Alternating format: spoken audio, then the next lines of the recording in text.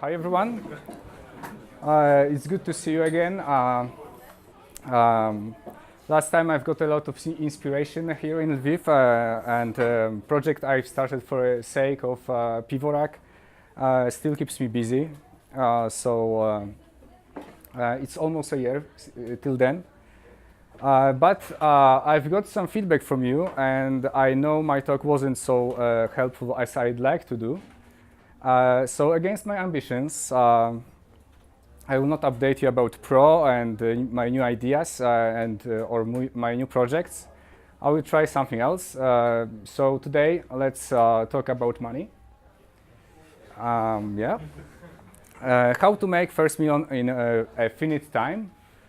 I'm sure there are many ways. Most of them are hard, but I'm here to convince you that it's possible for you. So let me share with you my plan. I'm a simple IT guy, and my plan is simple. It's much easier for me to think about numbers which are powers of 2. So, like you see, this is, I think somebody watched this presentation before. Okay.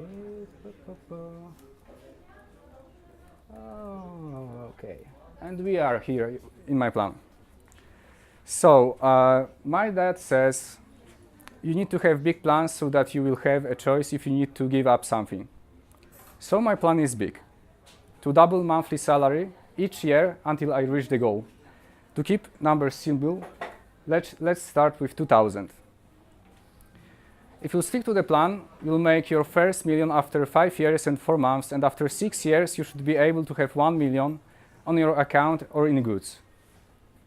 Okay? So that would be it, right?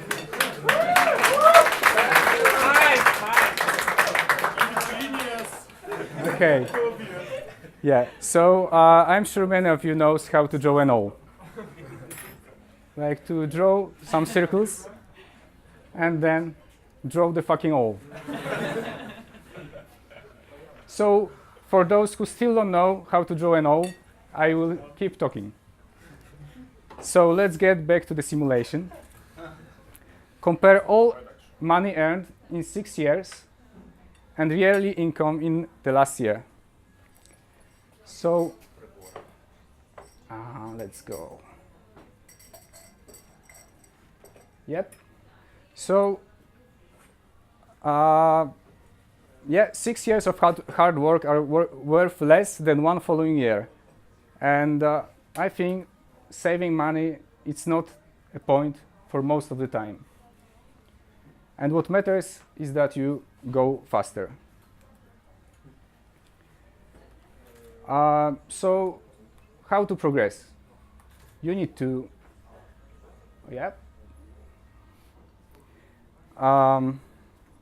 think about the future. Mostly next step. Why mostly next step? I like greedy algorithms. We know by the name it can be helpful in our case, and it is. As for NP problems, we can cut out a lot of complexity and don't worry much. Then make your own plan and use it as a compass. Check it from time to time and don't worry. You're going to the right direction. Then stick to the plan. Pay attention to details. They make a difference between an average and a master. So each day you can move a little forward. The farther you go, the farther is your horizon and possibilities, so don't stop.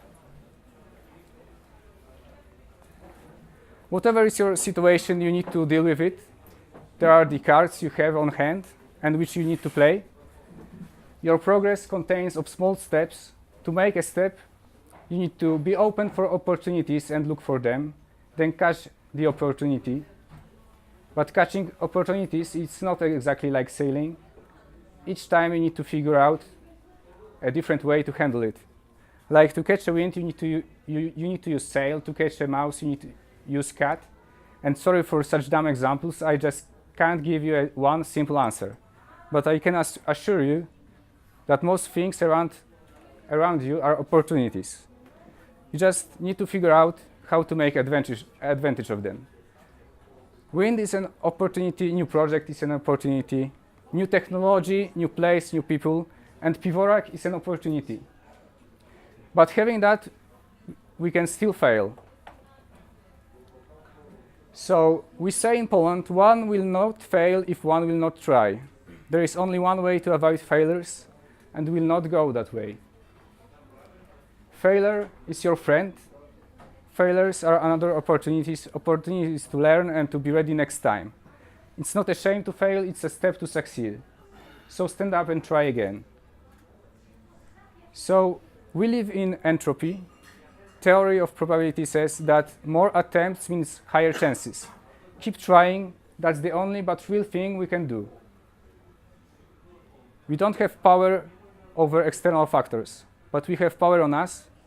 So for example, we can use time for another attempt when we normally feel bad and discouraged after a failure. I've used here Bernoulli scheme, and it shows how to make 30% chances from a 0.5%. So why 0.5%? Well, internet says it's a proportion of millionaires in the world. So this formula is still not accurate. It's for unrelated events, like tossing a coin. Coin has no brain, so it will behave the same all the time. So we can treat it as the worst case scenario, but you see, even if someone is dumb as a rock, he can succeed just by determination. Much more accurate is this diagram. To count chances in one attempt, we divide size of collections in the middle by the size of omega. I mean the number of all possible ways.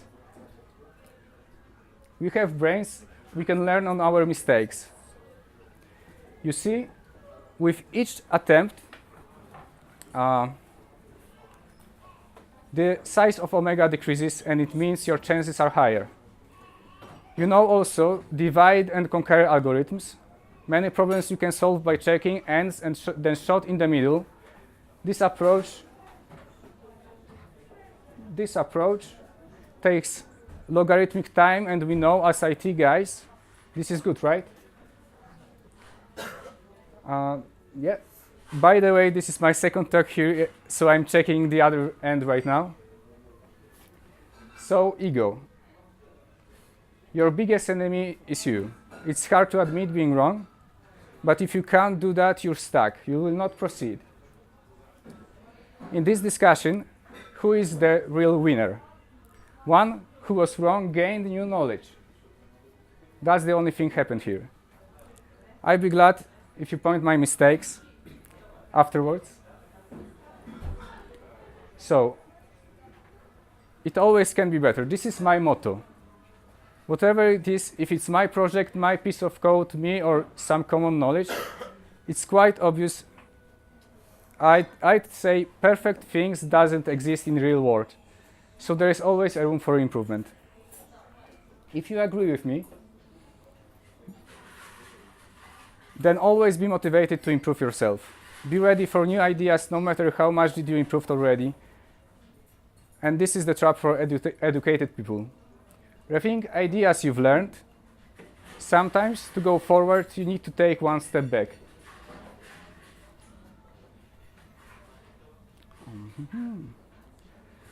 If you read a book, remember, whatever is there, you can do better. If you treat a book as an absolute, you're stuck. Whatever you'll find, question it. That's the only way to undiscovered lands. If you're just following, you'll never be the first. So, if you need something, first go and ask. Maybe it's not a big deal. Then it's done without overthinking. And if it's not so easy, then you have a direct feedback and you know what you should do next. So, how to earn more money? Like I said, first go and ask. Maybe you're already there. If not, you will still receive valuable feedback. Maybe it's not comfortable for you to talk about money, but the thing is, if you don't ask, then nobody knows about your needs. And if you seems fine, what's the point of giving you a rise? When you gain, the other side lose. So it's not on them to remember about your rise. Your employers needs you. That's why you have a job in the first place. They are buying from you, so don't be ashamed to tell the price. Take as much responsibility as you can.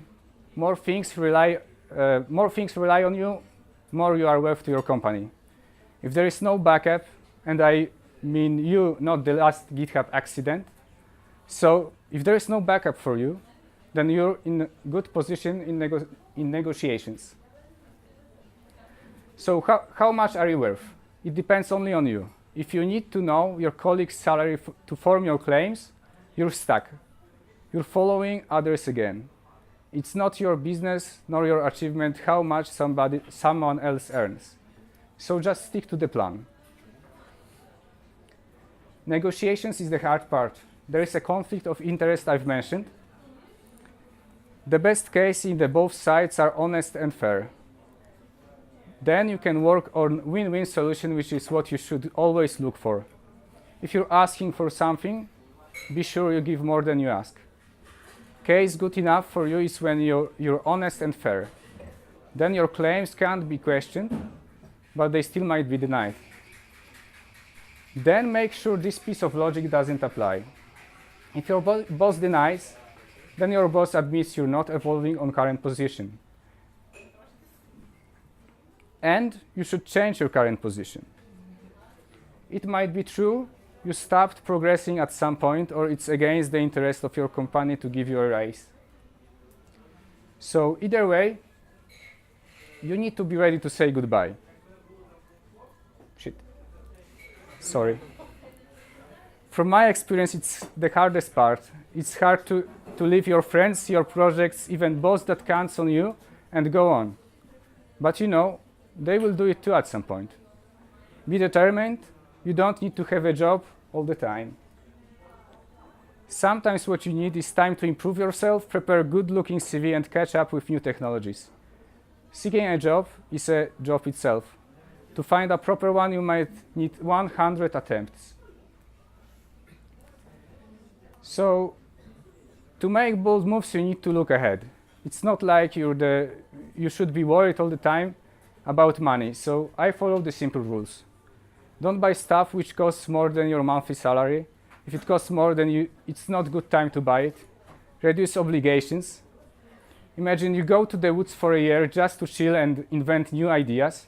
When you go back and you owe to the government, banks, some companies and people, it's a problem because you didn't earn this in this time. It's an absurd of our times that we pay all the time for the sake of living.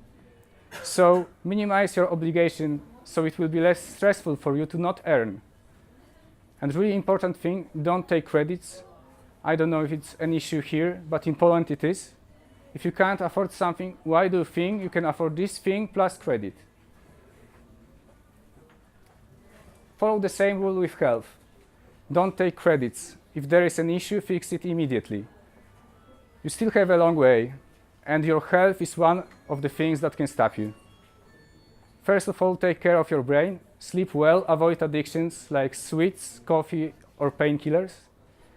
Take care of your spine, because for us in IT, it's super easy to gain chronic neck pain. So sometimes it's obvious what to do next, and when it's not, look for inspiration. What works for me, I travel new places. It's an opportunity to see that world is different than you can read in books or newspapers. And that gives me a fuel to keep asking questions. Do you have time to think about your ideas? If not, work less. After 8 hours of working, there is no way you'll be able to invent your own shit. If there is too much to be effective, it's even too much to be effective in work. I'd say each day you have 4 hours of creative thinking, 2 hours of managing stuff like sending emails and communication generally, and more or less 2 hours of distraction and procrastination. So reduce distractions. Do you need all the notification immediately? There is a cost of switching context. So if you're skipping from thing to thing, you're paying it, and overall you do less. Most of messages you can read later. Write down your ideas so you don't forget about them and you can master it. Teaching others is the best way to learn yourself. You're reorganizing in your head what you already know. In the way it will be more affordable to others. This way it's also more affordable to you, and you might come with new conclusions. Teaching others is the next step toward perfect X. I mean, whatever you're working on. Yes, and that's what I had to share. You need to make a huge amount of tiny steps and develop yourself each day. With time, you move faster because new skills combined with this you already had, and so any new knowledge makes greater impact. The thing we work in IT is our ally. It seems there are endless possibilities in the market. So I make this formula so you can make your plan, and this is the link, maniac.pro/plan. I will not go there to not break the presentation. And also,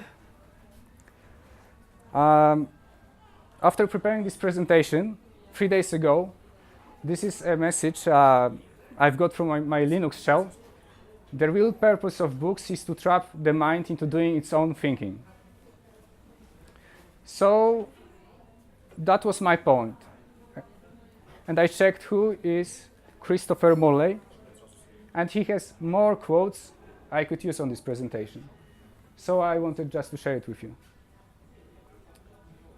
So yeah, that's my GitHub and Twitter, and I will go back to the quotes. Thank you.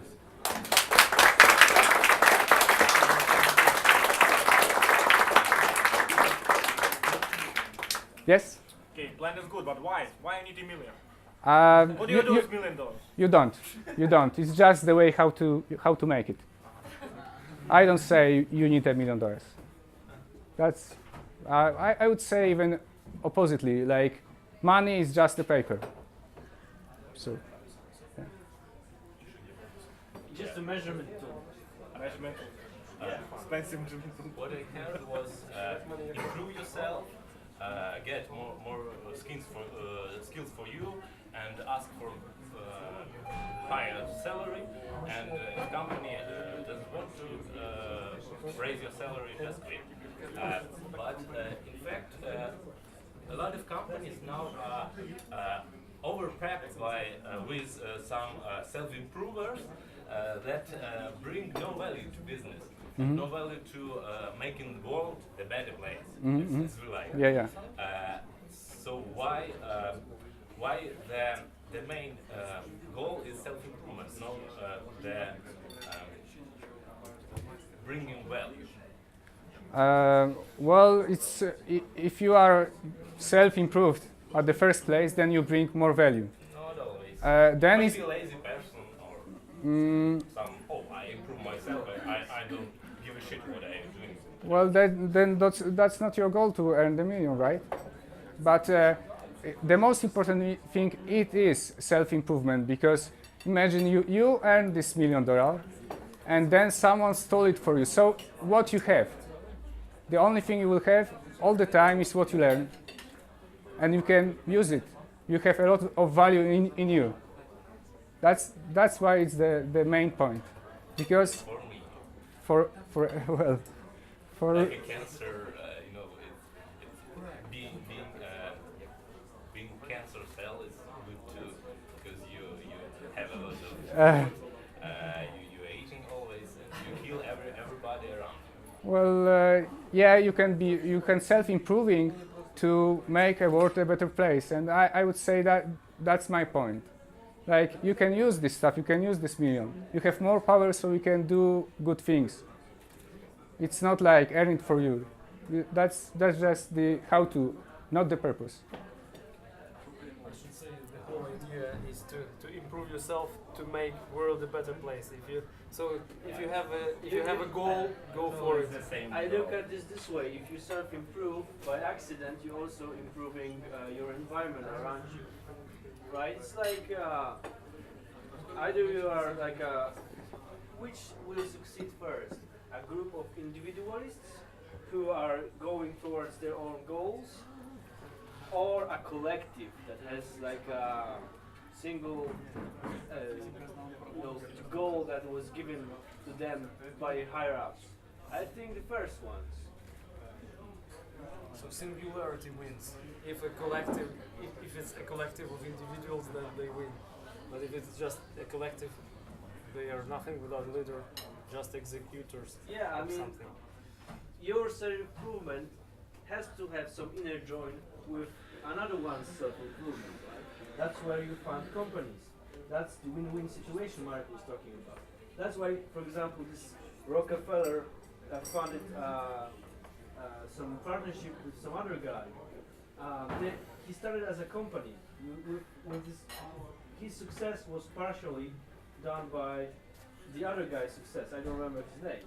But the thing is, I wouldn't say about Rockefeller that he was like altruistic guy. Right? He was a son of a crook. He was a crook himself. But, you know, he was forced towards win-win situation. Next That would improve is white stomach. mothers. Okay.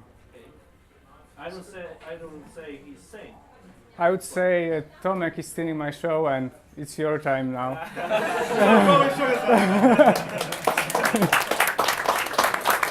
Sorry, Marcus.